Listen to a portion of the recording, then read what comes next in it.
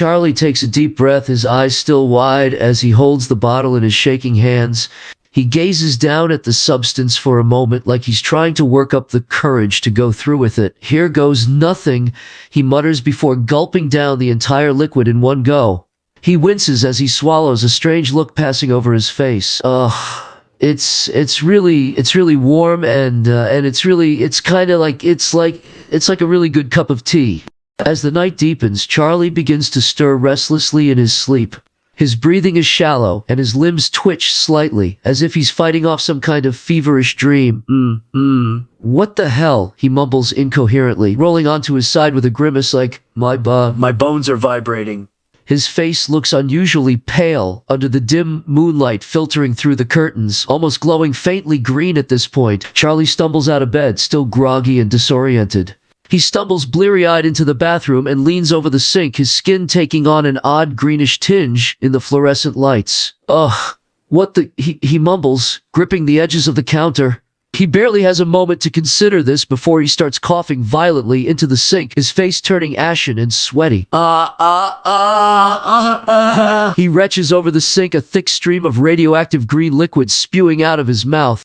The radioactive material courses through Charlie's body, seeping into every atom and cell and altering his very DNA.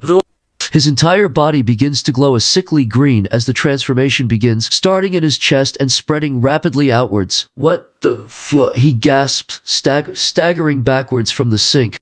He tries to steady himself on the door frame, his legs suddenly feeling wobbly and weak. Charlie's glowing green hand slams against the locked bathroom door, his panicked breathing echoing off the tiled walls. He rattles the knob violently, desperate to get out. Hello, Kaylin, someone! He yells hoarsely, but only a muffled thud responds from outside. His voice cracks as he pounds on the wood again. Oh God. Oh no. The sickly glow from under his shirt pulses erratically now, like something inside him is fighting for control. Charlie's heart sinks as their voices fade down the hall, leaving him alone in the bathroom again. He swallows hard and looks down at himself. The glow from his body is so much more noticeable now. What the fuck is happening to me? He mutters, his voice cracking as he stumbles backwards towards the shower. He rips off his shirt, revealing that the green glow has spread across his entire upper torso and neck. Charlie looks down in horror as his cross necklace suddenly pops off, the chain snapping like it's been fried.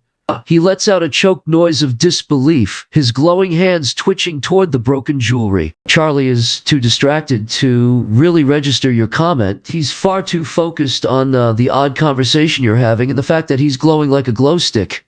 He's about to say something when he hears a soft thunk from outside the bathroom. He freezes instantly, all of his attention snapping to the door. Did you hear that? He asked quietly, his voice shaky. Charlie doesn't even have time to react as the door suddenly flies off its hinges and slams into the wall with enough force to crack the wall itself. The green glowing material that was once trapped inside the bathroom now explodes everywhere like a green bomb. Charlie is thrown off his feet, crashing into the bathtub with a sickening crunch. He lays there sprawled awkwardly across the hard surface, unconscious and glowing brighter than ever.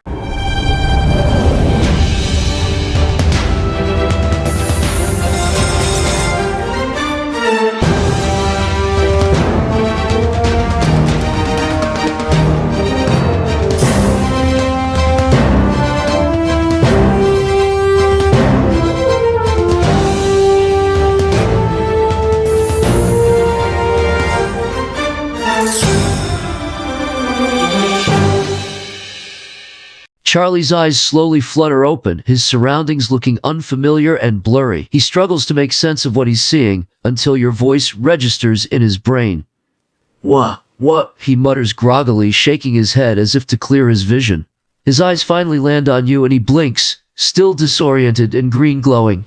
He tries to sit up, but the IV keeps him firmly in place. What the hell happened? Charlie looks down at himself, still green, still hooked up to the IV, and then back at you with a dazed expression. Do I look okay? He croaks out weakly, gesturing vaguely to his glowing form.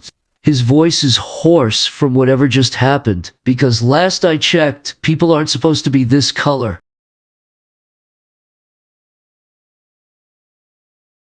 Charlie looks like he doesn't even know where to start, his expression caught between dazed and panicked. I don't know. 1 second I was feeling weird in the bathroom, and then he trails off, his expression becoming more uneasy as he remembers just how strange he was feeling before all this. Then I kind of blacked out, and everything after that is blurry and green. Like literally green. Well, you're lucky to be alive. Man. Wait, I just remembered something. One time I read a comic, and it was about a guy doing the same thing that you did, and he got superpowers. So you may have superpowers. You want to try it? Charlie's skepticism slowly turns into surprise as you insist he really does have powers now.